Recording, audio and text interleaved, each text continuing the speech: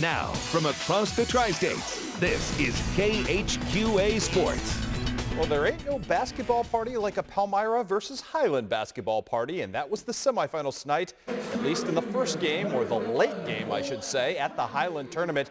Good showdown between two teams that are supremely talented and very, very athletic. And the Highland Hooligans were all fired up for this when Derek Smith off to a great start in this game.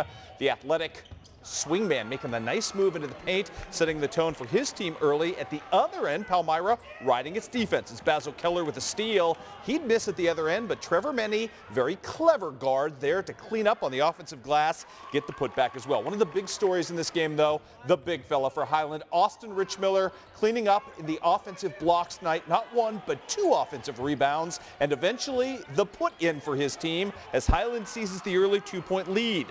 Tell you what, Palmyra would answer back with the transition game. Brock Butler breaking things down off the dribble and then find in this guy, Will Funkenbush, for the bucket, and the Band-Aid could not complete the three-point play, but Palmyra had answered back. Back and forth we'd go in this ball game. This time it's Caleb Kaiser on the run. Pretty finish at the rack right there for him. Derek Smith says, anything you can do, I can do better at the other end. Breaking away from everybody and getting, the nice move right there, up and against the defender. At the other end, though, Palmyra answering. Jordan Nutt doing his thing, getting into the lane, knifing in, and scooping a shot off the window there. Just too much, though, in this game. Look at that defense there from Jack Nisons. The Highland Cougars play really well at home. 22 points tonight from Austin Richmiller, 22 points from Derek Smith, and Highland is heading on to the championship game in their own tournament. 69-66 is their final.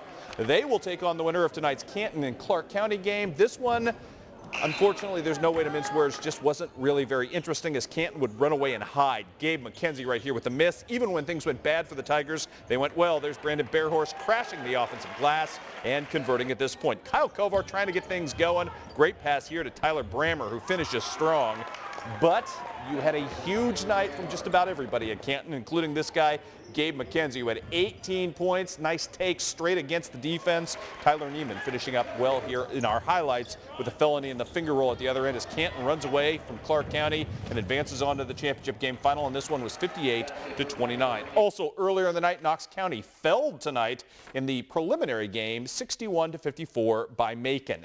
At the Clopton tournament tonight, Hannibal, the 2-seed, upset by Silex 65-58. Also, the 3-seed Clopton knocked off, or the 4-seed, I should say, Clopton, knocked off by the number 1 team in the bracket, Warrenton. 51-40 was your final there. Better news in the prelim games tonight.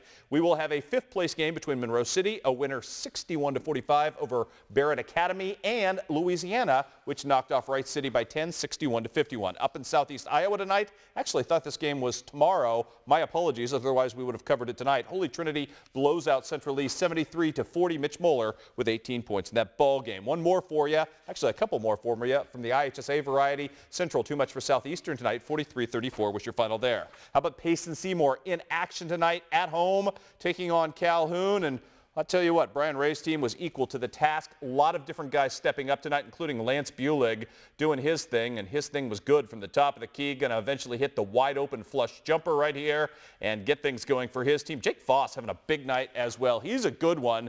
Boy, he has mastered that jump stop as well. You'll see him a couple of times here. No final on this game. I know Payson Seymour was up huge, so we'll just assume they ended up winning. If somebody could call us with the final score, we'll get that on the web coming up in just a bit. Couple of wrestling notes to pass along tonight. Congratulations to Ken Manziel, the Q&D boss, winning his 250th team win tonight as Q&D sweeps a pair from Carlinville in emphatic fashion, 58-0, and also not a sweep. They beat Riverton 57-3. Quincy High looks really good yet again, winning a wrestling match over Whitfield 46-33.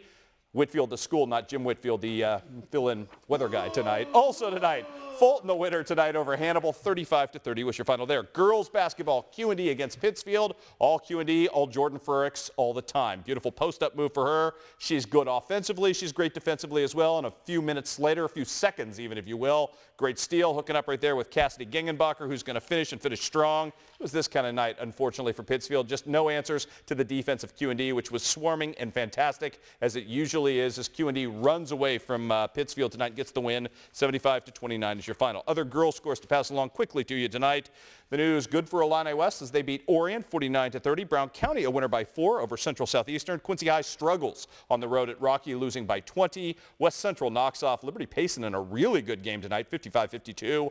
West Hancock really good on the road over Griggsville Perry, 71-29. And Holy Trinity, no match for Central Lee as Tracy Keller had 16 in Central Lee's big win there. Big college doings today. On the men's side, Quincy University, no match for Benedictine, unfortunately. But we've got better news on this front. Well, not on that front. John Wood loses at a very good State Fair college team in Sedalia, 85-79. The better news is this. Culver Stockton wins in OT yet again. 85-81 is your final. The big news on the women's side tonight, Quincy University upsets Benedictine, which was hosting tonight, and 10-1 coming into this game. Hannah Weidman, a career game with 18 points, 10 rebounds, and 6 blocks for her team.